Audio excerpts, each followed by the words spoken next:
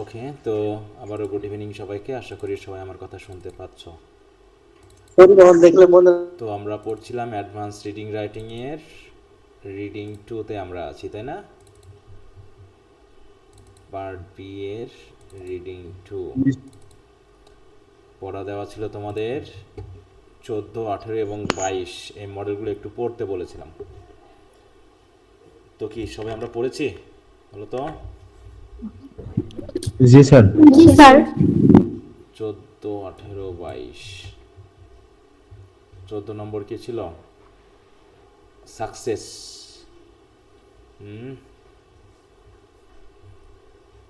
Success 14।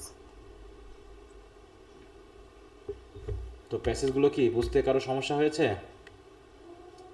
কি বিষয় সম্পর্কে আলোচনা করা না হয়েছে স্যার। এখানে? না স্যার। হ্যাঁ, না এবং না স্যার। কোশ্চেনগুলো কি?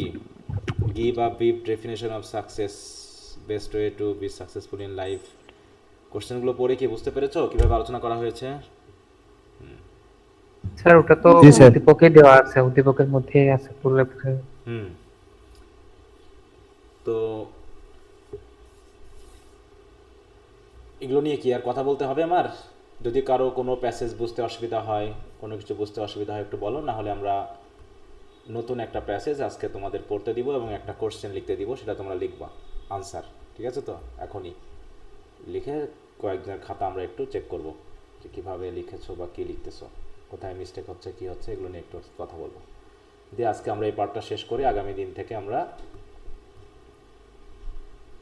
রাইটিং টু নিয়ে কথা বলবো, কারণ রিডিং টু নিয়ে বেশি কথা বলার কিছু নাই এখানে, জাস্ট প্র্যাকটিস ছাড়া আর কিছুই এখানে করার নাই। হ্যাঁ, তো বলো, কোনো প্যাসেজে কারো সমস্যা আছে? 14, 22, 14, 18, 22-এর মধ্যে? স্যার 22 নম্বর প্যাসেজটা একটু বুঝিয়ে দিলে ভালো হতো। আচ্ছা, ঠিক আছে। 14-তে কারো সমস্যা আছে কোনো কোশ্চেন আনসার বা কিছুতে? আচ্ছা, যদি সমস্যা না থাকে তো আমরা চলে যাচ্ছি। স্যার 14 সামনে দেখেছি বুঝতে পারছি। বুঝিনি, আবার বলো। তো 14 নম্বর পেসেজে 4 নম্বর কোশ্চেনটা একটু বুঝিয়ে দিন। কি বলছে? Which things are presented hair to compare with success. সফলতার সাথে কম্পেয়ার করা হয়েছে কোন কোন জিনিসের? বলছে which things are presented hair to compare with success. তাহলে সাকসেসের সাথে তুলনা করতে বা সাকসেসকে বোঝাতে গিয়ে কি কি বিষয় এখানে আনা হয়েছে? হ্যাঁ, তা কি কি আনা হয়েছে সাকসেসের সাথে? সাকসেসকে বোঝাতে গিয়ে কি কি বিষয় স্যার পেয়েছি আমরা? জার্নি। হুম, যে সাকসেস কি জার্নি। এক ধরনের, এই যে বলছে to try to think of success as a journey and adventure, তাই তো? এই দুটো তো বলা হয়েছে নাকি? তাহলে সাকসেস কি? এক ধরনের জার্নি জি স্যার। বা এক ধরনের অ্যাডভেঞ্চার। হ্যাঁ, এইটাকে এবার এক্সপ্লেন করতে হবে তোমাকে, যে কিভাবে সে জার্নি বা কিভাবে সে অ্যাডভেঞ্চার, কিভাবে তুমি সেখানে পৌঁছানোর জন্য তোমার পথযাত্রা করবা এই জায়গাগুলোতে। তাই বলছে নট আ স্পেসিফিক ডেস্টিনেশন। হ্যাঁ, তাহলে গোল, সাকসেস মানে গোল না, সাকসেস মানেই হচ্ছে জার্নিটা, জার্নিটাই হচ্ছে সাকসেস। গোল, গোলে পৌঁছে গেলে তোমার, তাই তো, সেটাকে সাকসেস না, তোমার সেই আবেগ শেষ হয়ে যাবে। হ্যাঁ, বলছে your goals may change during the course of that journey and your original ambitions may be superseded by different larger ones. হ্যাঁ, তুমি একটা লক্ষ্য নিয়ে হয়তো আগাচ্ছ, তুমি চলতে চলতে দেখবে তোমার লক্ষ্য চেঞ্জ হয়ে গেছে। হুম, তখন দেখবে যে না, আরও বড় লক্ষ্য তোমার হচ্ছে, যে আমি এটা হতে চাই, আরও বড় কিছু হতে চাচ্ছি, এরকম হতে চাই। অতএব জাস্ট একটার পর একটা কী হবে, পথ তোমার বেরিয়ে আসবে। তোমার কোনো নির্দিষ্ট ডেস্টিনেশনে গিয়ে থেমে যাওয়া মানে কি? আমরা থেমে যাই কখন? বলো, সাকসেসের শেষ সীমা কোনটা বলো? সাকসেসের শেষ সীমা স্যার কখন? গন্তব্যে পৌঁছে সেটা গন্তব্যের শেষে তুমি কখন পৌঁছাও জীবনে? এখানে কি মৃত্যুকে বোঝাচ্ছে? হ্যাঁ, মৃত্যু। জার্নি শেষ মানে কি? মৃত্যু। ডেস্টিনেশন মানেই মৃত্যু। কারণ কি, তুমি যতদিন বেঁচে থাকবা তোমার কোনো না কোনো লক্ষ্য থাকবে। অর্থাৎ তুমি প্রত্যেকটা জায়গাতে সাকসেসকে অন্যভাবে মাপবা, তাই তো? তুমি যখন প্রথম জন্মগ্রহণ করেছিলে তোমার হাঁটতে পারাটাই হচ্ছে সাকসেস। তারপর তুমি স্কুলে ভর্তি হলা, হ্যাঁ, ক্লাস 1 পাস করাটাই সাকসেস, 2 পাস করা সাকসেস, প্রাইমারি শেষ করলাম, হাই স্কুল শেষ করলাম, অনার্স শেষ করলাম, মাস্টার্স শেষ করলাম, চাকরিও পাইলাম। এই যে চাকরি করতেছি, আমি কি সাকসেস? বলো। না স্যার, Am I a জীবনের শেষ success? পর্যন্ত না, মানুষ হবে। এখনো সাকসেস না। মনে জানো প্রমোশন পাইলে সাকসেস হতো, মাসে এত টাকা ইনকাম করলে সাকসেস হতো। হ্যাঁ, এরকম আমার ছেলে যখন বিয়ে করে তাকে আমি সেটেল করে দিতে পারলে আমি সাকসেস। হ্যাঁ, এরকমভাবে কি হচ্ছে, শেষ হচ্ছে না, চলছে আছে জার্নির মতো। তাহলে আমার লক্ষ্যটা কোথায় ছিল, যেটা পাইলে আমি শেষ হয়ে যেতাম, আমি সন্তুষ্ট হয়ে যেতাম? আমি তো এখনও সন্তুষ্ট হইনি। তার মানে হয়নি মানেই মরার আগ পর্যন্ত আমি কখনোই সন্তুষ্ট হব না। শেষ পর্যন্ত মনে হবে সুস্বাস্থ্যে মরতে পারাটাই সাকসেস। হ্যাঁ, সুস্বাস্থ্যে সুখে শান্তিতে মরতে পারাটাই সাকসেস। তাই বলছে success will certainly bring you the material things you want. হ্যাঁ, সাকসেস হচ্ছে তোমার সেই ম্যাটেরিয়াল থিংস নিয়ে আসবে যেগুলো তুমি চাচ্ছ। And a good healthy appetite for the comforts and luxury of life is an excellent road to success, but basically you will know you have reached your goal when you have gone that one step further in wealth, fame and achievement. হ্যাঁ, then you ever dreamed was possible. হ্যাঁ, যা কিছু তুমি dream করেছো তা হয়তো কখনো মনেই হবে না যে পসিবল, কিন্তু তুমি পৌঁছে গেছো। তুমি আজ থেকে 10 বছর আগে যেখানে চেয়েছিলে সেখানে তুমি পৌঁছে গেছো, কিন্তু কিন্তু তুমি 10 বছরের আগে চেয়েছিলা, 5 বছর পর লক্ষ্য চেঞ্জ হয়ে গেছে। এই জন্য তুমি 5 বছর আগে, 10 বছর আগে যে লক্ষ্যটা চেয়েছিলা সেটা কিন্তু তুমি পৌঁছে গেছো, কিন্তু তুমি আর সেটা মনে করোনি যে তোমার সাকসেস হয়ে গেছে। ব্যাপারটা এরকম। তো যাই হোক, তাই এখানে সেটা বলা আছে। তাহলে এখানে কীভাবে বর্ণনা করছে দেখো, যে success has no limitation, the range of success is limitless. অতএব in the passage success is compare to a journey. আরেকটা হচ্ছে কি, আরেকটা হচ্ছে it also compare to an adventure. দেখো এটাকে এক লাইনে বলা হয়েছে, কিন্তু এখন তোমাকে একটু এক্সপ্লেন করতে হবে।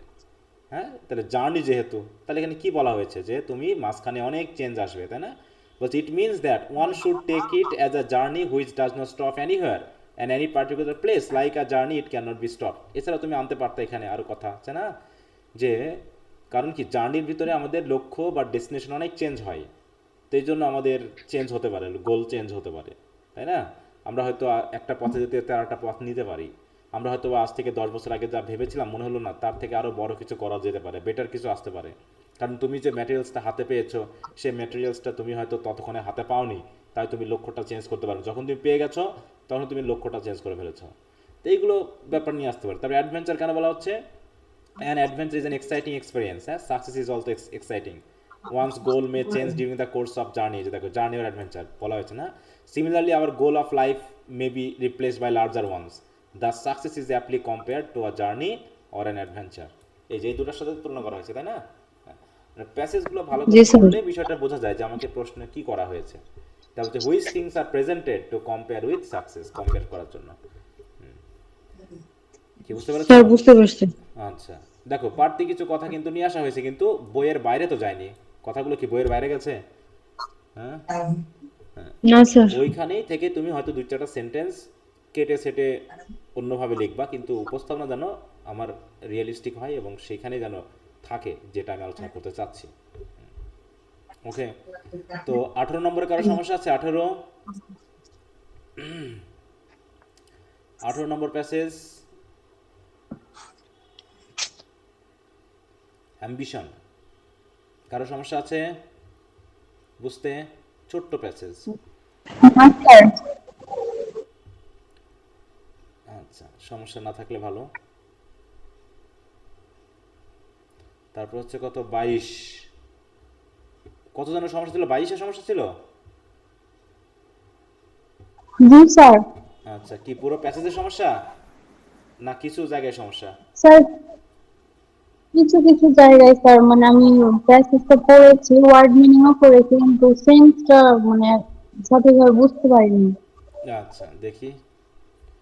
বলছে loneliness is seldom alleviated by marriage. মানুষ সবসময় বিয়ে করে লনলিনেস দূর করার জন্য, নাকি? যাতে একাকী না থাকে, শুধু এটুকু? বিয়েও বিভিন্ন কারণে করতে পারে, কিন্তু বিয়েও একটা কারণ, মানে উদ্দেশ্য, যেটার মাধ্যমে আমরা অন্তত একাকিত্বা ঘোচাতে পারি। কারণ ছেলে মেয়ে যখন ছোট থাকে তখন বাবা মাকে খুব আষ্টে পিষ্টে ধরে থাকে, তাই না? বাবা মা থেকে দূরে যেতে চায় না, কাছে থাকতে চায়। কিন্তু আস্তে আস্তে বাবা মার শরীরের গন্ধটাও অস্বস্তিকর মনে হতে থাকে যখন তুমি বড় হতে থাকবা, তাই না? একসময় যে ঘামের গন্ধে, তাই তো, মাকে ভালো লাগতো। মা কাজ করতো, মায়ের কোলে বসে থাকা, হ্যাঁ, মায়ের কোলে ঘুমানো। মা হয়তো ঘেমে গেছে, তারপরেও মায়ের কোলে শুইলেই ঘুম চলে আসতো, শান্তি একটা জায়গা। কিন্তু বড় হতে হতে কি, সে মায়ের সে ভালোবাসা আদরের গন্ধটাও একসময় চেঞ্জ হয়ে যায়। তখন মানুষ কী হয়, মা বাবা থেকে দূরে যেতে থাকে, বন্ধু বান্ধব তৈরি হয়। কিন্তু বন্ধু বান্ধব কি একসময় সবসময় থাকে বলো? একসময় আস্তে আস্তে বড় হয়ে যায়, স্কুল কলেজ শেষ হয়ে যায়, চাকরি বাকরি শুরু হয়ে যায়, সবাই বিয়ে শাদী করে ফেলে, আস্তে আস্তে তুমি একা হয়ে যাও। তখন একজন সঙ্গ দরকার। হ্যাঁ, সেই সঙ্গীটা হয় কি, বিয়ের মাধ্যমে একজন মানুষকে আমরা নিয়ে আসি, যে তখন হয়ে যায় আমাদের কাছের। তাহলে দেখো, কাছের মানুষের পরিবর্তন হতে হতে হতে হতে শেষে ওয়াইফ হয়ে যায় আমাদের লাস্ট কাছের মানুষ, না? লাস্ট কাছের মানুষ কে হয়? হাজব্যান্ড অ্যান্ড ওয়াইফ, এই দুইটা। তাহলে এখানে বলা হচ্ছে অনেক সময় এই ম্যারেজের মাধ্যমেও আমরা আমাদের লনলিনেস দূর করতে পারি, কিন্তু এই লনলিনেসটাকে বলছে সেলডম অ্যালিভিয়েটেড। সেলডম মানে কি বলো? সেলডম কি পজিটিভ সেন্স? হ্যাঁ, স্যার কদাচিৎ বা হয় না বললে চলে, তাই না? যে লনলিনেসও ম্যারেজ দ্বারা দূর করা যায় না। বলছে people who marry each other so they will stop being lonely. তাই তো বলছে কি, পিপল দেখো হু ম্যারি ইচ আদার, হ্যাঁ, দেখো যারা বিয়ে করে তারা মনে করে so they will stop being lonely, তাই তো? তারা মনে করেছিল যে হয়তো বিয়ে করার পর তারা হয়তো বা লনলি থাকবে না। তারাও কি করে?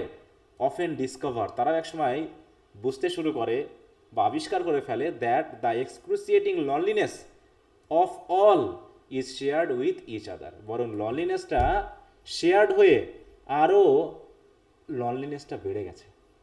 আগে যদি আমি 10% লনলি থাকতাম, এখন বিয়ে করার পর আমার লনলিনেস আরও 10% বেড়ে গেছে। আচ্ছা, এক্সক্রুসিয়েটিং মানে কি বলতো? এক্সক্রুসিয়েটিং স্যার তীব্র তীব্র যন্ত্রণা, যন্ত্রণাদায়ক। স্যার অতি যন্ত্রণাদায়ক। হ্যাঁ, ইন্টেন্সলি পেইনফুল। দেখো, হ্যাঁ, এই যে এক্সক্রুসিয়েটিং, হ্যাঁ, যে খুবই, এটা কি হয়ে গেছে? এটা কমেনি, বরং কি হয়েছে? শেয়ার্ড হয়ে গেছে, হ্যাঁ, আরও বেড়ে গেছে। ব্যাপারটা এরকম।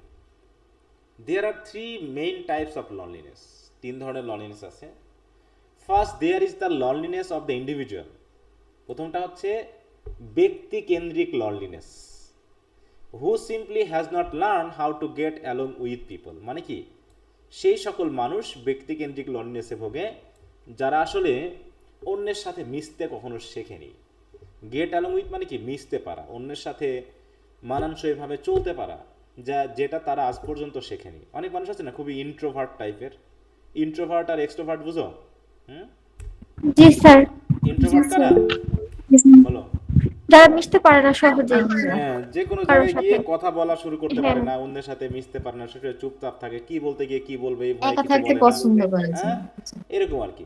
তারা আসলে মানে ইন্ট্রোভার্ট জিনিসটা একটু ভিন্ন জিনিস। অনেকে ইন্ট্রোভার্ট মানুষকে আবার প্রাউড মনে করে যে ওরা একটু বেশি ভাবুড়ে। আসলে তারা ভাবুড়ে না, কিন্তু ওই বৈশিষ্ট্যটা ওই রকম যে তারা আসলে কি বলবে ভেবে পায় না, এই জন্য চুপচাপ থাকে। যেমন আমি অনেক স্যার আসলে এই জিনিসটা একটু ডেফিনিশন অন্যরকম, এক একজনের জন্য এক এক রকম। ইন্ট্রোভার্ট অনেকে এরকম থাকতে পারে যে কথা বলার ইচ্ছা নেই মানুষের সাথে, মানুষের সাথে কথা বলতে ভালো লাগে না, এরকম হতে পারে। বলার স্কিল আছে বাট বলতে ইচ্ছা করে না। ওইটাই, হ্যাঁ, ওই তো বললাম যে মনে করো আমাকে দেখে কি মনে হয় যে আমি ইন্ট্রোভার্ট না এক্সট্রোভার্ট? কি মনে হয় আমি যেভাবে কথা বলি তোমাদের ক্লাস নেওয়ার সময়? স্যার এখানে তো বোঝা যাবে না, পার্সোনাল লাইফ দেখলে বোঝা যাবে। হ্যাঁ, মানে এখানে তো আপনি কথা বলতেছেন। হ্যাঁ, কিন্তু আমি যেহেতু এখানে কথা বলার একটা স্কোপ পেয়েছি তাই কথা বলতেছি। কিন্তু তুমি আমার সাথে কিছুক্ষণ বসে থাকো, দেখবা আর কথা নেই আমার কোনো, আমি চুপ। ঠিক আছে তো? এরকম একটা ব্যাপার। আমি নিজেও বুঝতে পারি যে এখানে কথা বলা উচিত বা বলা দরকার, কিন্তু জানি কি বলবো, কি বলতে গিয়ে কি বলে ফেলি, কি মনে করে, হ্যাঁ, এরকম একটা অস্বস্তি, মানে ইন্টারনাল ডায়ালগে মনোলগে ভুগতে থাকি। এইরকম সমস্যাগুলো হয় আর কি। হ্যাঁ, তো যাই হোক, এরকমটা স্যার আছে আমার যে- তো আপনাকে মিশুক মনে হয় খুব। তাই নাকি? আচ্ছা, যাক, জি মনে হতে স্যার। পারে, কিন্তু আসলে জি স্যার। আমার ফ্রেন্ডদের সাথে আমি যতটুকু ফ্রি থাকতে পারি, আমি কিন্তু অন্য কোথাও গেলে একদম চুপচাপ হয়ে যাই, কেমন জানি চুপ, মনে হয় আমি কিছু বুঝি না। অনেকে তো আমাকে একটু অহংকারী মনে করে, একটু রাগী মনে করে, এরকম একটা বিষয়টা, যে যেভাবে নিতে পারে, কিন্তু আমার কিছু করার নাই, ব্যাপারটা এরকম। তো যাই হোক, বলছে when such lonely people marry each other, এবং এই জাতীয় মানুষ যারা মিশতে শেখেনি, মিশতে পারে না, হ্যাঁ, তারা যদি বিয়ে করে, and each one has the high expectation of his spouse, এবং মনে করতেছে, এই যে দেখো, যে বিয়ে করে মনে করতেছে সে হয়তো আমার সাথে কথা বলে আমার একাকিত্ব দূর করবে। তাহলে দুইজনই মনে করে ইন্ট্রোভার্ট, হ্যাঁ, দুইজনই মিশতে পারে না। এখন দুইজনই ভাবতেছে ও আমার সাথে কথা বলবে, ও আমার সাথে মিশবে, দুইজনই ভাবতেছে, কিন্তু কেউ কারোর সাথে মিশতে যাচ্ছে না নিজে থেকে। তখন কি মিশতে পারবে? না স্যার। হুম না স্যার। তাই বলছে যে এইরকম মেয়ে বা ছেলে যদি বিয়ে করে যারা মানে হ্যাঁ ইন্ডিভিজুয়াল লনলিনেসে ভুগে, তাদের অবস্থা আরো খারাপ হবে। বলছে নাইদার রিয়েলাইজেস, কেউ বুঝতেই পারে না that the other is paralysed by the same limitation as he is. হ্যাঁ মানে ছেলে বা মেয়েটা বুঝতে পারে না যে তুমি যেমন মিশতে চাচ্ছ না ও তেমনি মিশতে পারছে না, তুমি যেমন পারছো না ও পারতেছে না, এতে দূরত্বটা থেকেই যাচ্ছে। ঠিক আছে, সে হয়তো চাচ্ছে তুমি মেশো, তুমি হয়তো চাচ্ছ সে মিশুক, কিন্তু দুইজনই এই আইস ব্রেকিংটা আর হচ্ছে না, তাই তো? দুইজন একসাথে মিশতে পারতেছে না, দুইজন একসাথে কথা বলতে পারছে না। এতে কি কি হচ্ছে? As a result both of them wind up lonelier than ever. That ever হয়ে গেছে দ্যান এভার হবে। হ্যাঁ, যে আগে যতটুকু লনলি ছিল তার থেকে আরো বেশি লনলি হয়ে পড়ে। ঠিক আছে, এইখানে একটা গল্পের কথা বলা হয়েছে, the TV and movie play Marty where a shy inarticulate man meets a shy inarticulate women. মানে হয়তো একটা মুভি টাইপের, যেখানে দেখানো হয়েছে মার্টি নামে, তাতে একটা প্লে আর কি। হ্যাঁ, মুভি প্লে মার্টি, যেখানে দেখানো হয়েছে আর শাই ইনআর্টিকুলেট ম্যান মানে পুরুষটাও হচ্ছে কি খুবই লাজুক, এবং ইনআর্টিকুলেট মানে কি বলো? অস্পষ্ট। মানে ইয়া করতে না পারা, হ্যাঁ মানে কোনো কিছু বুঝে উঠতে না পারা, এক্সপ্রেস করব কি করব না এই জিনিসটা বুঝতে না পারা। বলছি unable to express one's idea for or feelings clearly or easily, মানে কি বলতে গিয়ে কি বলবো, মানে টাং টাইট, মানে জিভ বন্ধ, সবসময় মুখ বন্ধ করে থাকা, কথা বলতে না পারা, এই যে জায়গাগুলো। হ্যাঁ, তাই বলছে হোয়ার a shy inarticulate man meets a shy inarticulate women. তাহলে এরকম যদি দুইজন একই রকম হয়, দে ফাইন্ড হ্যাপিনেস টুগেদার। হ্যাঁ, তাহলে এইখানে দেখানো হয়েছে the TV and movie play Marty where a shy আর একজন শাই উইমেনের সাথে হয়তো মিট করেছে বা বিয়ে হয়েছে, দে ফাইন্ড হ্যাপিনেস টুগেদার। তারা হয়তো একটা কি করেছে, একটা হ্যাপিনেস খুঁজে পেয়েছে নিজেদের ভিতরে। Is about on a par with Cinderella when it comes to realism. এই জায়গায় একটু মিস্টেক হয়েছে। সিন্ড্রেলার গল্পটা কি আমরা জানি? সিন্ড্রেলা একটা জি স্যার। গল্প আছে। হ্যাঁ, জি sir. On a par with মানে একই ধরনের। হ্যাঁ, এই গল্পটাও ঠিক ওই সিন্ড্রেলার ওই কাহিনীর মতো। এখন সিন্ড্রেলার গল্প তোমরা কতটুকু জানো না জানো তার সাথে মিলছে না। মূল কথা হলো এত আমাদের এই রেফারেন্সের দরকার নেই। রেফারেন্স এটাই যে আমরা বুঝতে পারছি দুইজন লনলি পিপল যদি বিয়ে করে, তাহলে যদি একজন আরেকজনের সাথে মিশতে না পারে, তাহলেই তাদের কিন্তু দুঃখটা বা লিমিটেশনটা বা লনলিনেসটা বেড়েই যাবে। কিন্তু এই জায়গায় দেখানো হয়েছে যে এই গল্পে বা এই নাটকে দেখানো হয়েছে কি, যে দুইজন সাই হলেও তারা কিন্তু পরবর্তীতে কি কি হয়েছে, তারা নিজেদের ভিতরে হ্যাপিনেস খুঁজে পেয়েছে। কারণ কি, তারা হয়তো বা দুইজনের যে লিমিটেশন সেটা কাটিয়ে, তাই তো, দুইজনের সঙ্গ হয়তো বা দিতে পেরেছিল। তো এই নাটকটা বা সিনেমাটা যদি নাম যেহেতু বলা হয়েছে, মুভিটা তোমরা একটু দেখতে পারো, দেখে হয়তো বিষয়টা বুঝতে পারবা। তাহলে মূল কথা হলো ফার্স্ট টাইপ অফ লনলিনেস হলো কি, লনলিনেস অফ দ্য ইন্ডিভিজুয়াল, তাই তো, একজন ব্যক্তি কেন্দ্রিক লনলিনেস। কি এইটুকু বুঝতে পারছো সবাই কি বলতে চাইবে এখানে? জি স্যার। আচ্ছা, যার সমস্যা ছিল সে কি বুঝতে পেরেছো? জি স্যার, বুঝতে পেরেছি। আচ্ছা, এবার সেকেন্ড টাইপটা কি বলছে? Second type of loneliness is found in people who are very opposite of those in the first group. তাহলে ফার্স্ট গ্রুপ হচ্ছে কারা? যারা নিজেরাই এখনো কারোর সাথে মিশতে শেখেনি। এরকম মানুষরা হচ্ছে এক ধরনের লনলিনেসে ভুগে। আর এরা হচ্ছে তার অপোজিট। অপোজিট কেন? কারণ তারা মানে তাদের সাথে মানুষ খুব মিশতে চায়, মিশুক টাইপের মানুষ। ব্যাপারটা এরকম কেমন দেখো, বলছে দে হ্যাভ ব্রাইট পার্সোনালিটিস, কারণ এরা হচ্ছে এদের উজ্জ্বল ব্যক্তিত্ব রয়েছে, খুব সুপরিচিত, ফ্যামিলিয়ার, স্টার টাইপের, ওয়েল ডেভেলপড সোশ্যাল স্কিলস, তাদের খুব সামাজিক যোগাযোগ খুব দক্ষতা রয়েছে ভালো, and are obsessed with the desire to be popular at all cost, এবং তারা সবসময় চায় কি, যে কোনো মূল্যেই হোক অন্যের সাথে কি মানে কেমন হতে চায়, পপুলার হতে চায়, তাই না, জনপ্রিয় হতে চায়। তাহলে এরা তো মোটামুটি এরা কি লনলিনেসে ভুগতে পারে বলো তো? মনে হয় যে এরা লনলিনেসে কখনো ভুগবে? জি স্যার। প্রচুর মানুষ, এদের আশেপাশে তো প্রচুর মানুষ থাকে, তাই না, সবসময় তারা কারো না কারোর সাথে আছে। তাই বলছে they have bright personalities and well developed social skills and are obsessed with the desire to be popular at all cost. Such people make good sales, হ্যাঁ, অ্যান্ড অ্যাডভার্টাইজিং পার্সোনাল, এই যারা বিশেষ করে অ্যাডভার্টাইজ দিতে পারে, হ্যাঁ, খুব মানুষকে বোঝাতে পারে, এবং তারা ভালো কিন্তু সোশ্যাল লিডারও হতে পারে। এবং many of them give the appearance of being sexy. এই সেক্সি মানে হচ্ছে অ্যাট্রাকটিভ, হ্যাঁ। তারা অনেকে মনে করে কি নিজেরা খুব অ্যাট্রাকটিভ, হ্যাঁ, তাদের কথাবার্তা, আচার আচরণ, বডি ল্যাঙ্গুয়েজ এগুলোর মাধ্যম দিয়ে তারা মনে করে কি যে আমরা আমাদের অ্যাপিয়ারেন্স দিয়ে মানুষজনকে খুব আকর্ষণ করতে পারি। এবং বলা হচ্ছে কি they may have had a number of affairs with the opposite sex. এবং ছেলে হলে পারে অনেকগুলো মেয়ের সাথে, বা মেয়ে হলে অনেকগুলো ছেলের সাথে হয়তো অ্যাফেয়ারও থাকতে পারে ওদের, ঠিক আছে, ওদের অ্যাফেয়ারও থাকতে। তার মানে কি এদের কি লনলি বলে মনে হচ্ছে? বলো তো, জি না স্যার। এদেরকে তো লনলি বলে মনে হচ্ছে না, কারণ এদের অনেকের সাথে অ্যাফেয়ার রয়েছে, অনেক মানুষ তাদের সাথে থাকে এবং তারাও খুব মিশুক, তারা অন্যদেরকে বোঝাতে পারে, তাহলে তারা আবার কেমন করে লনলিনেসে ভোগে? বলছে this type of person finds it difficult to be intimate with anyone whom he does not feel to be his inferior. এইখানে একটা ঘটনা রয়েছে, সেটা হলো কি যে this type of person finds it difficult to be intimate with anyone, তাহলে সেই সকল মানুষের সাথে তারা মিশতে গেলে খুব ডিফিকাল্টি বোধ করে। কাদের সাথে? Hmm he does not feel to be his inferior. তার মানে কি যাদেরকে সে ইনফেরিয়ার মনে করে না, যাদেরকে সে ইনফেরিয়ার মনে করে না। তার মানে এখানে কি বলতে চাচ্ছে বলো তো? ইনফেরিয়ার না, তাহলে কি নিশ্চয় সুপিরিয়ার। তার মানে সে কাদের সাথে মিশতে পারে না বলো তো? যারা তার থেকে ছোট, তার থেকে যারা নিকৃষ্টদের সাথে মিশতে পারে না। না, ইনফেরিয়র ওইভাবে নিও না, সুপেরিয়রদের সাথে মিশতে পারে না। নিকৃষ্ট বলো না। ইনফেরিয়র মানে হচ্ছে তার থেকে তার পদমর্যাদায়, সমান যোগ্যতা এরকম তার বোঝায়। যোগ্যতার থেকে নিচে যারা, হ্যাঁ, তার মানে তার যোগ্যতার থেকে যারা নিচের তাদের সাথে সে মিশতে পারে, কিন্তু তার যোগ্যতার যারা উপরে বা সমান, তাই তো, তাদের সাথে সে সহজে মিশতে পারে না, ঠিক আছে। তাই বলছে this type of person finds it difficult to be intimate anyone whom he does not feel to be his inferior. যাদেরকে সে ইনফেরিয়ার বোধ করে না তাদের সাথে মিশতে তার খুব কঠিন বোধ হয়। The fact remains that in marriage as in relation with people in general, তার মানে জনগণের সাথে রিলেশন আর ম্যারিজে অন্য ব্যক্তির সাথে রিলেশন, দুটা কি এক জিনিস বলো তো? না স্যার, না স্যার। মানুষের খুব জনপ্রিয়তা থাকতে পারে কিন্তু তার ফ্যামিলি লাইফ নাও হতে পারে, এরকম না ব্যাপারটা? The fact remains however that in marriage as in relations with people in general unless one person can deal with another on the basis of equality he will be lonely।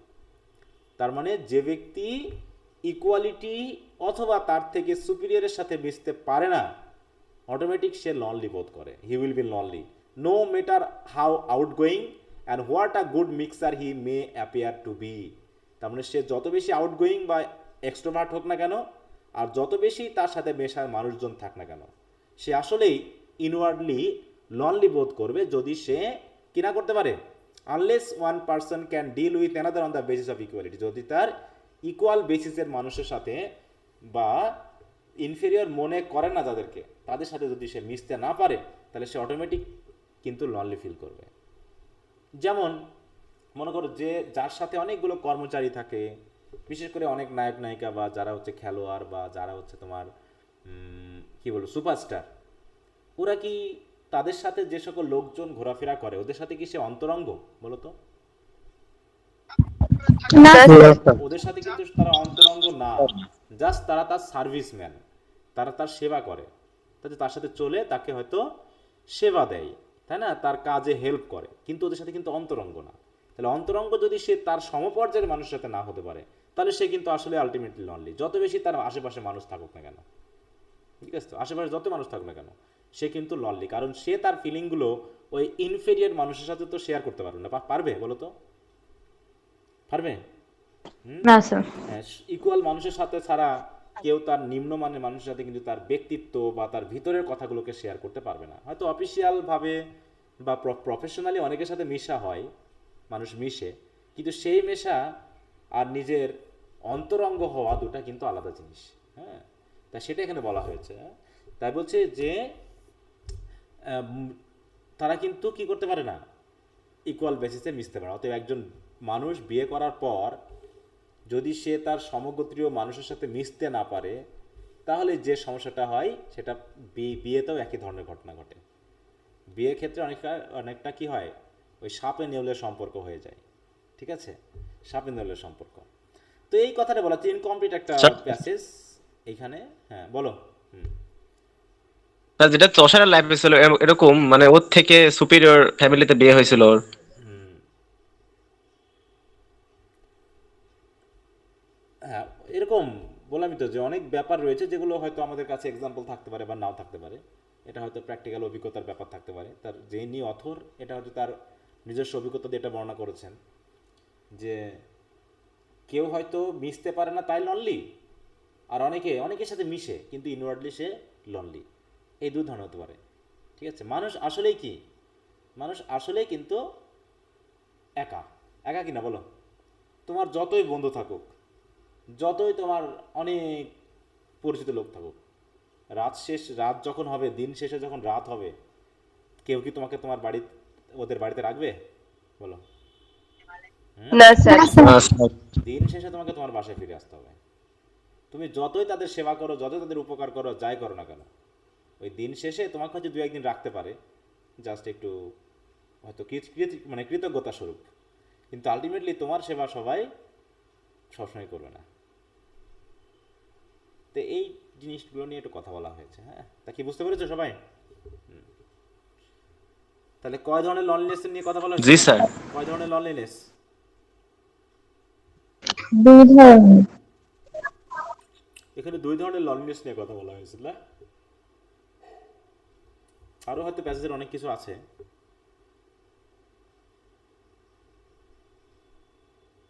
G sir, তৃতীয় লনিলে যেটা আছে সেটা দেওয়া নাই।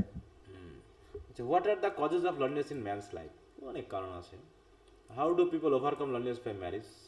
তাহলে ম্যারেজের মাধ্যমে কীভাবে ওভারকাম করতে পারে? যদি তারা কি করতে পারে, শেয়ার করতে পারে, তাই না? হ্যাঁ, can review loneliness by sharing their thoughts and feelings and by respectful to the views. এটা কিন্তু বলা নেই, এখানে বলা আছে প্যাসেজে, কিন্তু প্রত্যেক প্রশ্ন না স্যার। কিভাবে ওভারকাম করতে পারে, তাহলে এটা বলতে হবে যে এরকম শেয়ার করার মাধ্যমে, যেটা তোমাকে বুঝতে হবে। সেকেন্ড টাইপ অফ কি, what are the dark sides of loneliness? লনলিনেসের ডার্ক সাইড বলা সেখানে কি খারাপ দিক আছে? প্যাসেজগুলো ইনকমপ্লিট, এখানে তো ডার্ক সাইডের কথা বলা হয়নি। বলা হয়েছে? না স্যার, ডার্ক সাইডের কথা বলা হয় না। বলা হয়নি, অথচ প্রশ্ন করেছে। এখন তোমাকে তাহলে বাইরে থেকে নিয়ে আসতে হবে। এরকমটা হবে না পরীক্ষার সময় যে তোমার প্যাসেজ যা নেয় তার থেকে ইয়া করবে এটা। ওকে, তাহলে যা হোক, তোমরা প্যাসেজগুলো পড়ে তো বুঝতে পারতেছো নাকি? হুম। জি স্যার। জি স্যার। আচ্ছা, তাহলে এখন কোশ্চেন আনসারগুলো যেহেতু প্র্যাকটিসের বিষয়, বেশি বেশি প্র্যাকটিস করতে হবে। আজকে আমরা একটা প্যাসেজ এখন একটু পড়ি, এইটা একটু দেখি। হ্যাঁ, 25 নম্বর প্যাসেজটা, 25 নম্বর প্যাসেজ সবাই একটু পড়বা। হ্যাঁ, সবাই পড়বা। সময় দিলাম হচ্ছে 7 মিনিট। তার আগে যদি হয়ে যায় হাত তুলবা। তাহলে এখন 9টা 3 বাজে। মেসেজ বলো। শুধু 7 মিনিট। হবে না? 7 মিনিটে হবে না? কঠিন লাগবে? আপনি বলছেন স্যার আস্তে ধীরে সুন্দর করে বুঝে বুঝে পড়তে, তাহলে 10 মিনিট লাগবে স্যার। আচ্ছা লাগুক, আমি তো বললামই যে মিনিমাম 7 মিনিট দিয়েছি, আমি সর্বোচ্চ বলিনি তো, আমি বলেছি মিনিমাম, তাই তো? এবং যাদের হয়ে যাবে তারা হাত তুলবা, এইটা বলেছি। অতএব পড়ো, ধীরে সুস্থে পড়ো, তাড়াহুড়ো করার কিছু নাই। হ্যাঁ, আচ্ছা, আমি রেকর্ডটা অফ রাখলাম।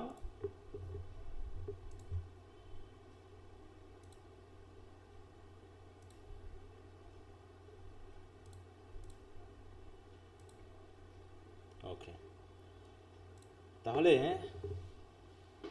প্যাসেজটা যদি কারো কোথাও বুঝতে অসুবিধা থাকে একটু বলতে পারো। স্যার আমার একটু প্রবলেম আছে। কোন জায়গায়?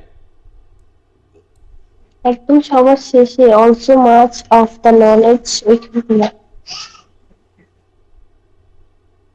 এইটা এখান থেকে? হ্যাঁ, ওই প্যারাটা।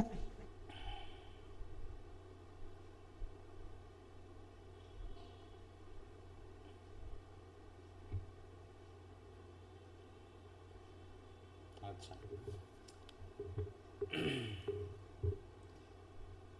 একটু উপরে যেতে হবে, তা না হলে বুঝতে অসুবিধা। এইটুকুতে কারো সমস্যা আছে এই জায়গাতে? জি স্যার, আমার একটু আছে। আচ্ছা, তাহলে আমি পুরোটা একবার একটু দেখিয়ে দিই। তো তোমরা না তো দেখা যাচ্ছে এক লাইন করে তো বোঝানো যাবে না, আগে পিছের সাথে লিঙ্ক আছে। আচ্ছা, তাহলে আমি একটু পড়াই দিই, তোমরা যা বুঝেছো দেখো তার সাথে মিলে কিনা, আমার সাথে তোমার চিন্তা ভাবনাটা মিলছে কিনা।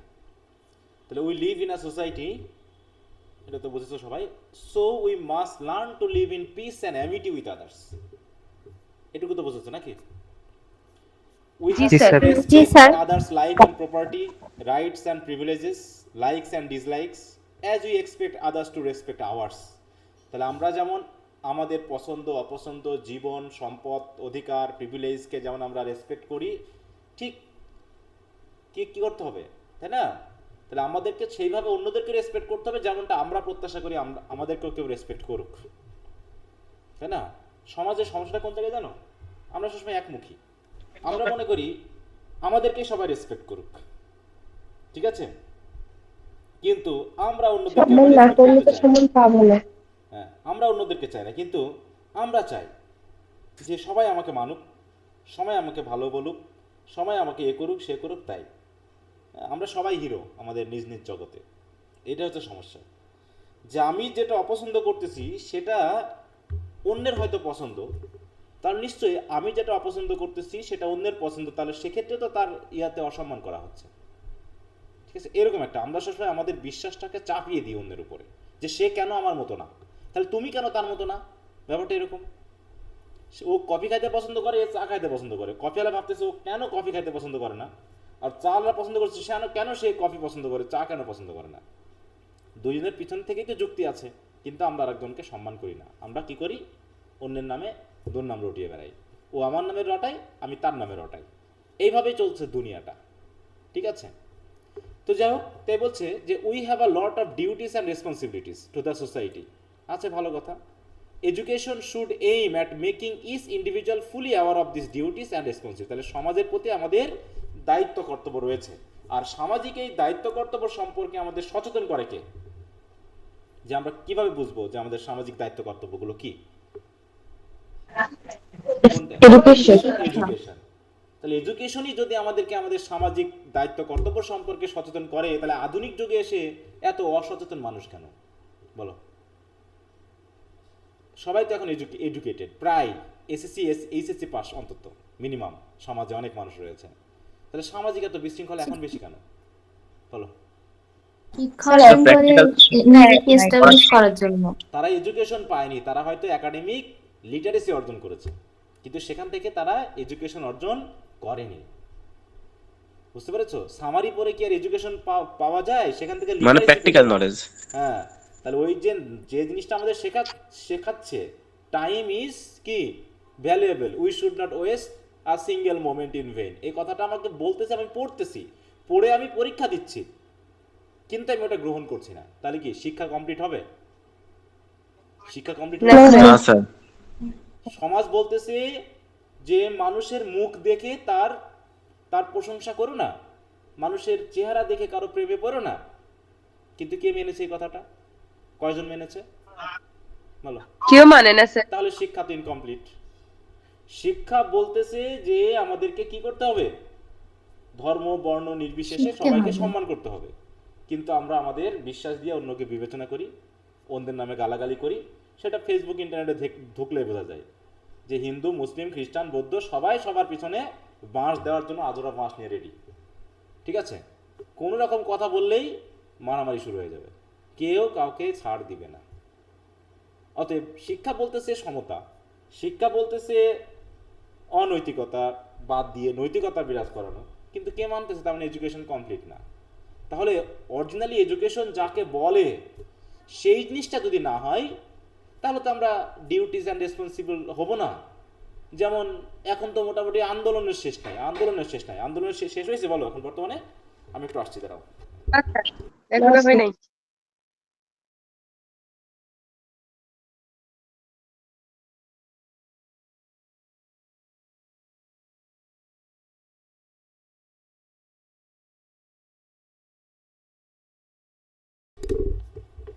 বলো কোন দেশে এ পর্যন্ত আন্দোলন শুনেছো যে অটো পাস দেওয়ার জন্য আন্দোলন করে ছেলে মেয়ে? এটা কোন দেশে? স্যার বাংলাদেশে। স্যার হ্যাঁ? বাংলাদেশ স্যার। আর কোন দেশ হয়েছে যে যে একটা একাডেমিক সার্টিফিকেট নিবে সেটা অটো পাসের মাধ্যমে নিবে? এটার কোন দেশে হতে পারে? এটা কোন দেশে আন্দোলন? এটাই বলো, আর কোন দেশে আন্দোলন করে যে আমি হচ্ছি বেশ্যা বুঝে নিব হিস্সা? কোন দেশে আন্দোলন হয়? বলো। স্যার সবগুলোতে বাংলাদেশি হচ্ছে। আমার যেভাবে খুশি সেভাবে চলবো, আমার পোশাক আমি পরবো, তোমার কি? পোশাক নিয়ে আন্দোলন হয়, এটা কোন দেশ? স্যার তাও আবার বয়স্ক মানুষ। না সেটা বললামই তো, যে এগুলো নিয়ে নাকি আন্দোলনের বিষয়, যে আমার পোশাক তাও আমি আবার পরবো। ছেলে স্যার। হ্যাঁ, আমার পোশাক আমি পরবো, যা খুশি তাই পরবো, কেউ কিছু বলতে পারবে না, এটা আবার আন্দোলনের বিষয়? হ্যাঁ, আরে বাবা, তুই সামাজিকভাবে উন্নয়ন করবি, তুই দেশের কল্যাণ করবি, তুই আবিষ্কার করবি, তুই বিজ্ঞানী হবি, তুই অভিনেতা হবি, তাই হবি। তোর পোশাক নিয়ে যদি ঝামেলা থাকে তো তুই তো মানুষের মধ্যেই পড়িস না। হ্যাঁ, এটা নিয়ে আন্দোলনের বিষয়, এটা নিয়ে কথা বলার বিষয়? অদ্ভুত দুনিয়া। শিক্ষা হলো কি? এ দিয়ে সামাজিক কি উপকারটা হবে বুঝলাম, যে তুই তুই তুই তুই পোশাক ছাড়াই ঘোর, সারা তুই রাস্তা ঘাট সব তুই পোশাক ছাড়া ঘোর, তোকে পোশাকই পরা লাগবে না, যা। এতে সমাজের কি উপকারটা হবে? বুঝলাম তোর পোশাক পরতে খুব সমস্যা, তোর পোশাকই পরা লাগবে না, যা। তাতে পোশাক বাঁচবে অন্তত, তাতে এতে সমাজের কি উপকারটা হবে বলো? স্যার পোশাকের ইজ্জত বেঁচে যাবে ওর জন্য। তাহলে তোর সোলপোলকে তুই পোশাক ছাড়া ঘোরাবি? ব্যাপারটা এরকম যে তুই তো সোলপোলকে একদম জন্মের পর থেকে পোশাক পরান লাগবে না, ঠিক বোঝা গেছে? যে পোশাক নিয়ে যখন এতই ঝামেলা, তোর পোশাকই পরান লাগবে না, দেখি তোর সোলপোলকে নিয়ে তুই পোশাক ছাড়া ঘুরিস। হ্যাঁ, সামাজিক দৃষ্টিভঙ্গির কথা বোঝে না তারা। তারা কি শিক্ষিত না অশিক্ষিত, নাকি পাতাল থেকে আসলো, নাকি আকাশ পুড়ে বারে আসলো? এটা দিয়ে কি সমস্যা তোদের? সামাজিক একটা কোড অ্যান্ড কন্ডাক্ট বলে তো কথা আছে, এটা যদি সে না বুঝে, কিসের শিক্ষিত ভাই? এই হচ্ছে আমাদের শিক্ষা। তা শিক্ষা আমাদেরকে নাকি সামাজিক ডিউটিস অ্যান্ড রেসপন্সিবিলিটি সম্পর্কে সচেতন করে। কি কি সচেতন আমরা হলাম? হচ্ছি না তো। যাই হোক, it is true that one has to learn how to earn his bread. কিভাবে ইনকাম করতে হবে সেটাও আমাদেরকে শিখতে হয়। কেমনভাবে? শুনলাম নাকি ইদানিং পাশ করা হতে যাচ্ছে, বা পাশ করার জন্য নাকি প্রস্তাব করা হয়েছে যে বেশ্যাগিরিকে কি করা হোক, বৈধ করা হোক নাকি? স্যার পেশা হিসেবে। হ্যাঁ, একটা পেশা হিসেবে বৈধতা দেওয়া হোক। এটা একটা তার আর্নিং এর একটা মাধ্যম, এটা একটা পেশা। হ্যাঁ, how to earn is bread, এটাও শিখতে হয় যে কিভাবে ইনকাম করতে। আমি কি চুরি করবো, আমি কি ডাকাতি করব, নাকি ভিক্ষা করব, নাকি মান সম্মান নিয়ে ইনকাম করব, কোনটা? আমি কি ঘুষ খাবো? সবই তো ইনকাম সোর্স, কিন্তু কিভাবে ইনকাম করতে হয় সেটাও আমাদেরকে শিখতে হয়। তাহলে ইনকামটা তো আমি ভিক্ষা করেও করতে পারি।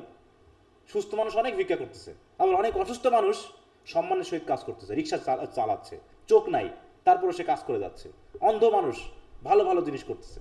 হ্যাঁ, তুমি কিভাবে ইনকাম করবা সেটাও তোমাকে শিখতে হয়।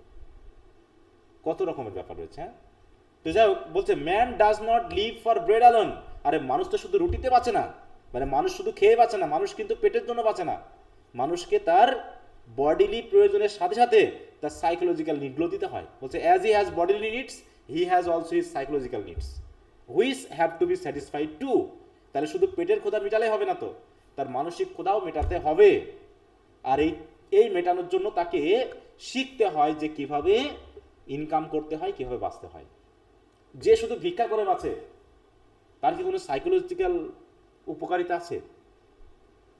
না স্যার, সামাজিক কোনো উন্নয়নে সে অংশগ্রহণ করে না, না। তাহলে সে কি ধরনের মানুষ? একইভাবে যে তোর মধ্যে শুধুমাত্র কিছুই নাই। হ্যাঁ, যে শুধুমাত্র মানুষকে ট্রাফিকিং করে যে ইনকাম করে সেটা তার সন্তানকে খাওয়ায়, সে কি কথা? এ ধরনের মানুষ তো সমাজে আছে নাকি? সমাজে আছে না? হ্যাঁ, জি স্যার। তাহলে সব ধরনের মানুষ তো সমাজে আছে। বিকাশ চোরও তো আছে নাকি? বিকাশ চোর আছে না? জি স্যার। ক্রেডিট কার্ড চোর আছে না? যে একজন মানুষ 50,000 টাকা তার গরু বিক্রি করে বিকাশে, মানে বাড়িতে থেকে যাচ্ছে, মানে তার একটাই সম্বল, সে একটা গরু পালন করেছিল এবং সেই গরুটা বিক্রি করেছে কোরবানির হাটে 10,000 টাকা বেশি লাভ করার জন্য। সেই টাকাটাও পথের মধ্যে কেউ কেড়ে নিল। এই সমাজে তো সে মানুষ আছে, সে টাকা দিয়ে করবে কি? সে তো সেই টাকা দিয়ে তার সন্তানের জন্য বাড়ি বানাবে নাকি? সে তো তার বউকে কাপড় পরাবে, সে তো তার বউকে মাংস গোস্ত খাওয়াবে নাকি? হ্যাঁ, এ ধরনের মানুষ তো সমাজে আছে। এ ধরনের মানুষও তো সমাজে আছে। যে একজন ডাক্তার, তার টাকার অভাব নেই, একজন মানুষ মারা যাচ্ছে, হয়তো 20,000 টাকা কম দিচ্ছে, কিন্তু তার চিকিৎসা করা যাবে না কারণ 20,000 টাকা কম হয়েছে তার। আছে নাকি না এই সমাজে মানুষ? বলো। জি স্যার। জি স্যার। জি স্যার। তাহলে এমন মানুষও তো আমরা, তাহলে সমাজে আমরা কিভাবে বসবাস করতেছি সবাই? তা বলছে there is the third factor which is the nourishment of the soul. সবচেয়ে বড় যে বিষয় সেটা হলো আত্মার বিষয়। আমরা সব কিছু করছি, আমরা টাকা ইনকাম করছি পেটের ক্ষুধা মেটানোর জন্য, আমরা বিনোদন নিচ্ছি সাইকোলজিক্যাল নিড পূরণ করার জন্য, কিন্তু আত্মিক বিষয়টার প্রতি আমরা কেউ খেয়াল করছি না, যেটা শুধুমাত্র বয়সের শেষে গিয়ে বোঝা যায় যে আমি যা করেছি তার প্রয়োজন ছিল না। হ্যাঁ, আরও কিছু আত্মিক কিছু করা লাগতো যেটা আমাকে সব কিছুর মধ্যে একটা সন্তুষ্টি দিত, কারণ বয়সের সাথে সাথে আমরা সব কিছু বুঝি। It is only the possession of the soul that decisively makes human beings a separate species superior to all the rest. তার মানে একমাত্র সোল আছে বলেই কি, it is only the position of the soul, আর কোনো প্রাণীর ভিতরে সোল বলে কিছু নেই। সোলটা আছে বলেই আমরা অন্যান্য প্রাণী থেকে কি বলো আলাদা স্যার, সুপিরিয়র। সুপিরিয়র, তাই না, এবং আলাদা। তাহলে যে ব্যক্তি এই সোলটাকেও ঠিক মতো পূরণ করতে পারে না সে তো পশুর থেকেও অধম তাহলে, তাই না? একজন বাঘ কখনো ঘাস খাবে না আর হরিণ কখনো মাংস খাবে না, এটা তো ঠিক নাকি? জি স্যার। কিন্তু মানুষ কি খায় না বলো? মানুষ তো সবই খায়। সিগারেট, জি স্যার। স্বাস্থ্যকর কি উপকারটা আছে? সিগারেট খেলে স্বাস্থ্যের কি উপকারটা হয় সেটাও মানুষ খায়। স্যার এরা বলে আমরা কুল সিগারেট খেয়ে গেছে, হ্যাঁ, কুল দাবি করে। তাহলে যে মানুষ টেনশন নাকি কম? মানে জীবের স্বাদের জন্য মানুষ স্বাস্থ্যের ক্ষতিকর জিনিস খায়, স্বাস্থ্যের ক্ষতিকর জিনিস খায়, তাহলে সেটা কি জাতীয় মানুষ? তাহলে সুপিরিয়র হলো কোন দিক থেকে তারা? একটা বাঘ বা হরিণ, একজন বাঘ বা সিংহ যদি ক্ষুধায় মারা যায় তাও তারা কখনো মৃত জিনিস খাবে না, ঠিক আছে? একটা বাঘ বা একটা সিংহ বা একটা ভাল্লুক যদি একটা জিনিস জানে যে মৃত জিনিস পড়ে আছে, তারা যদি ক্ষুধায় মরেও যায় তাও তারা সেটা টাচ করবে না। আর মানুষ কি করে বলো? মানুষের মাংস খায়, বলো, মানুষ কেটে মানুষের মাংস বিক্রি করছে, টাকার জন্য মানুষ কুকুর কেটে হোটেলে বিক্রি করতেছে। কে সুপিরিয়র বলো? আমার তো মনে হয় ওই সিংহ, ওই বাঘ, ওই ভাল্লুকই তো মনে হয় সুপিরিয়র, কারণ তাদের একটা রাজকীয় বৈশিষ্ট্য যে তারা মৃত জিনিস খাবে না, টাচ করবে না তারা। আসলে ইনোসেন্ট। হ্যাঁ, তো যাই হোক, তাই বলছে এইভাবে তাহলে আমরা তাহলে এডুকেশনটা কিসের জন্য বলো? The education that we receive, তাহলে এডুকেশন আমাদেরকে সামাজিক দায়িত্ব কর্তব্য সম্পর্কে সচেতন করে, এমন সচেতন করে যে আমরা অটো পাসের জন্য আন্দোলন করি। করো ভালো করে। The education that we receive from the society, দেখো society recognise education institution is what we call formal education. তার মানে সামাজিকভাবে স্বীকৃত, দেখো সোসাইটি রিকগনাইজ এডুকেশন ইনস্টিটিউশন মানে কি? সামাজিকভাবে স্বীকৃত শিক্ষা প্রতিষ্ঠান। তাহলে সেই শিক্ষা প্রতিষ্ঠান থেকে যে শিক্ষা আমরা গ্রহণ করি তাকে বলি কি? ফর্মাল এডুকেশন, ঠিক আছে তো? তাহলে ফর্মাল এডুকেশন কিন্তু সম্পূর্ণ শিক্ষা না, এটা শুধুমাত্র শিক্ষা গ্রহণের একটা ইনস্ট্রুমেন্ট মাত্র। এখান থেকে মানুষ প্রপার এডুকেশন গ্রহণ করতে পারে না। But people gain mass more information and knowledge from other sources as well. কিন্তু মানুষ তো শিক্ষা প্রতিষ্ঠান ছাড়াও অন্যান্য জায়গা থেকেও তো তারা কি অনেক ইনফরমেশন বা নলেজ তো গ্যাদার করতে পারেই। একজন মানুষ যেমন একজন ভিক্ষুক, সে কি টাকা গুনতে পারে না? সে তো কোনদিন স্কুল কলেজে যায় নাই। জি স্যার, আমাদের থেকে ভালো পারে। জি স্যার। সে জানে 10 টাকার সাথে 5 টাকা যোগ করলে 15 টাকা হয়, জানে কিনা? জি স্যার। জি স্যার। তার তো কোনো মানে লিটারেসি জ্ঞান নাই, কোনো ম্যাথমেটিক্যাল ক্যালকুলেশন তো কোনদিন শেখেনি এডুকেশন কোনো ইনস্টিটিউশনে, কিন্তু সে তো পারে। এরকম অন্যান্য সোর্স আছে।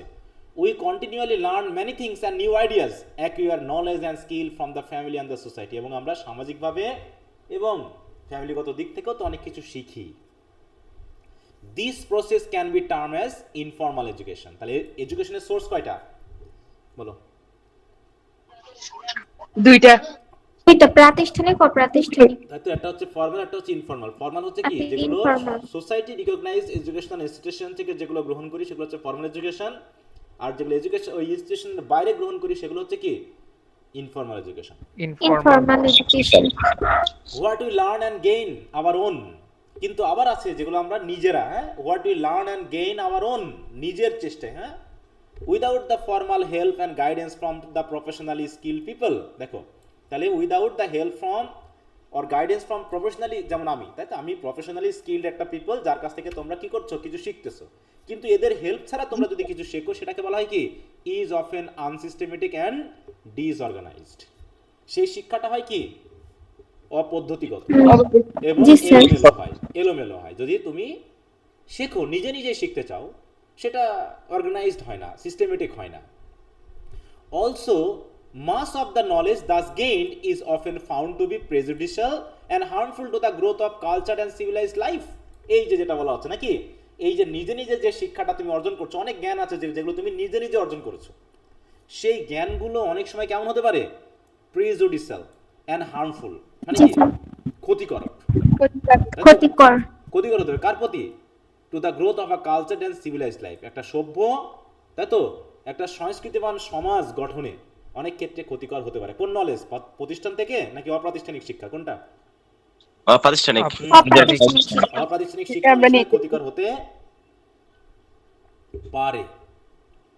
কি এই লাইনটা বুঝতে পেরেছো, যার সমস্যা ছিল? জি স্যার, বুঝতে পারছি। But what about these million who for some reasons or other but mostly for economic reasons, হ্যাঁ, কিন্তু যারা প্রাতিষ্ঠানিক শিক্ষা নিতে পারেনি, ওই যে লক্ষ লক্ষ মানুষ হয়েছে, একটা না একটা কারণে হোক বা অধিকাংশ ইকোনমিক রিজনে হোক, have not been able to attend such institution, যারা এরকম প্রতিষ্ঠানে ভর্তি হতে পারেনি, তাদেরকে আমরা কি বলে থাকি বলো? তাদের ক্ষেত্রে কি ঘটনা ঘটে? They may be illiterate but not uneducated, তাই তো? তাহলে এডুকেশন কি, ইনফর্মাল হতে পারে। তাহলে ইনফর্মাল এডুকেশন সে গ্রহণ করেছে, তাহলে সে হতে পারে কি, মানে কি, এডুকেটেড কিন্তু ইলিটারেট। তাহলে প্রাতিষ্ঠানিক শিক্ষার সাথে লিটারেসি জড়িত, তাই তো? প্রাতিষ্ঠানিক শিক্ষার সাথে কি জড়িত? লিটারেসি। ওই যে বললাম ভিক্ষুক, সেও কিন্তু সৎগুণ জানে, কোনটা সৎ কোনটা অসৎ, কোনটা ভালো কোনটা মন্দ, তাই না? বলো, সবাই আমরা জানি ভিক্ষা করা কি ধর্মবিরুদ্ধ, ধর্ম নিষিদ্ধ নাকি জি স্যার, ধর্ম নিষিদ্ধ।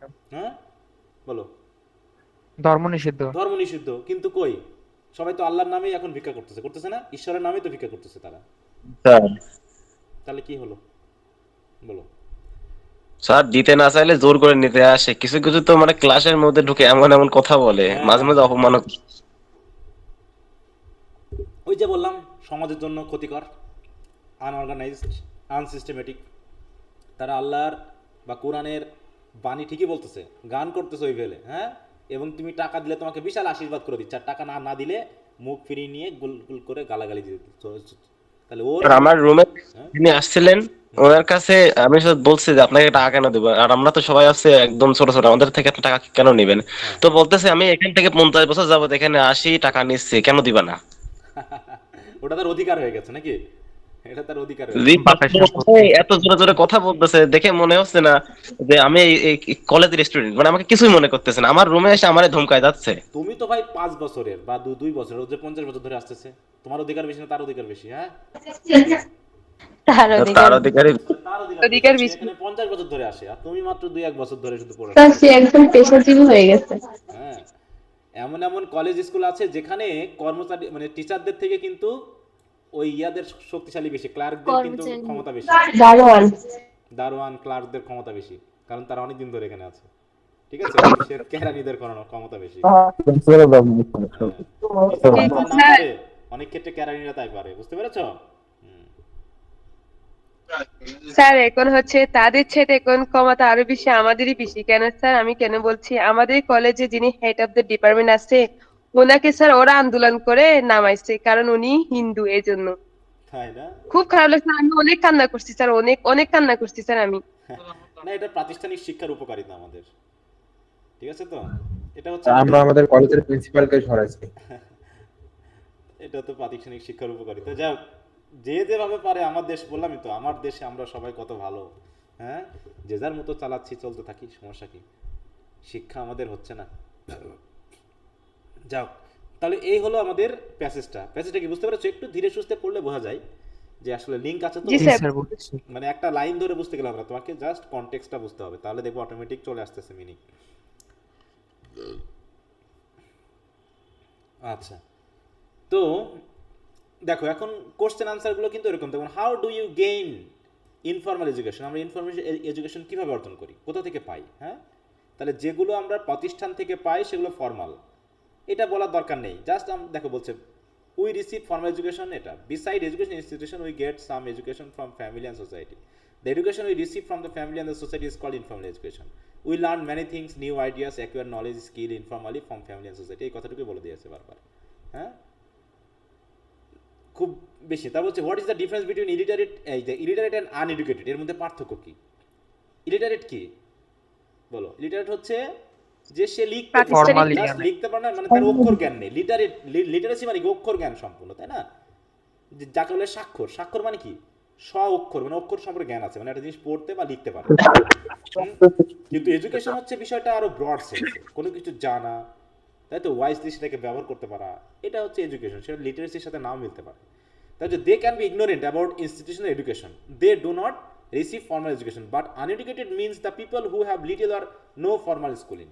There are millions of people who have not got formal education, but they have got informal education from the family and society. So they are illiterate, and the uneducated are not the same.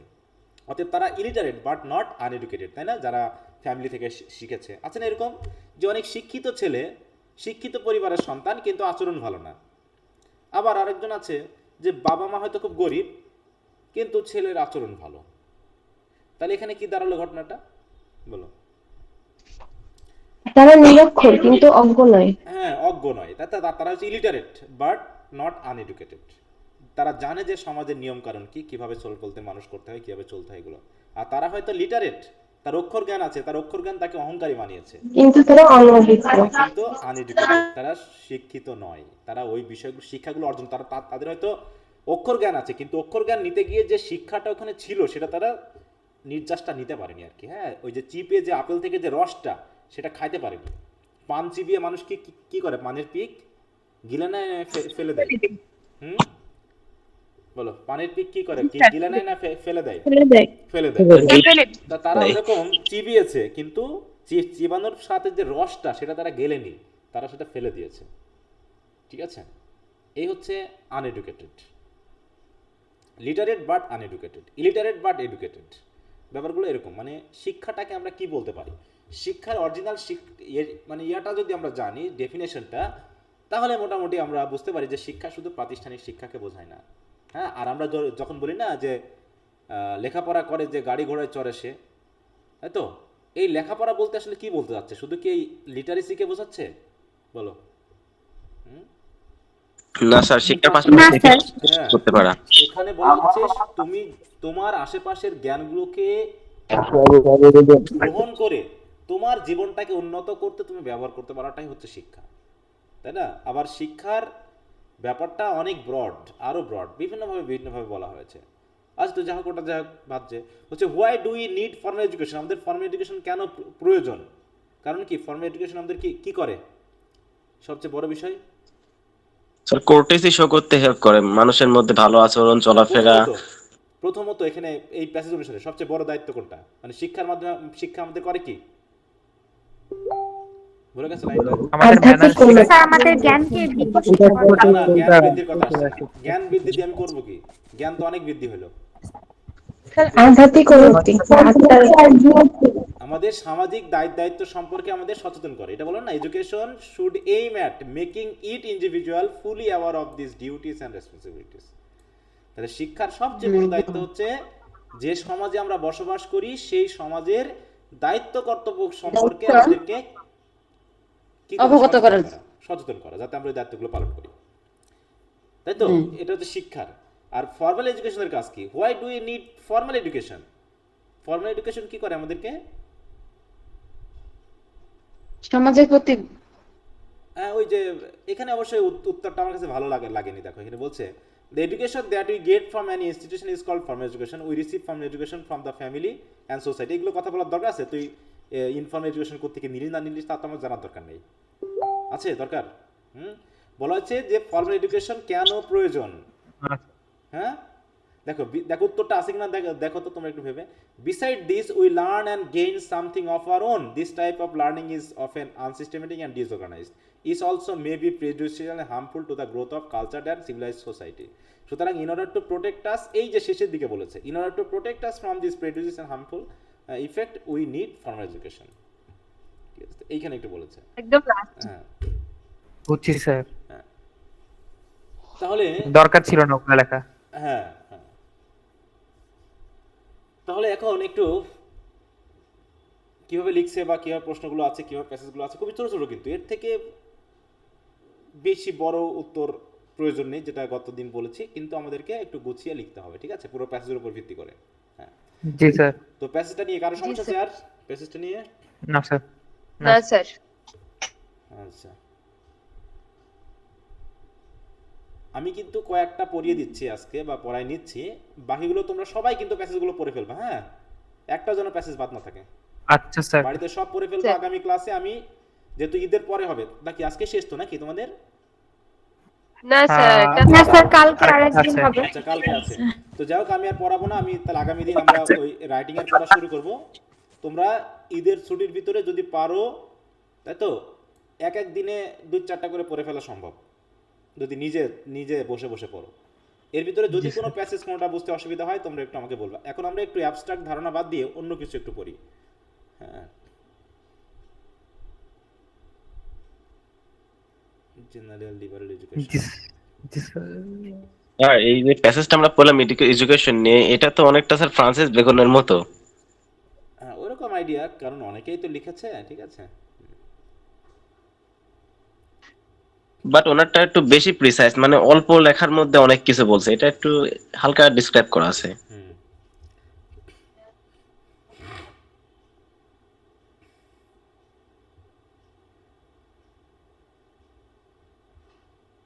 ওইটাকে বলা হয় অ্যাপোরিস্টিক style.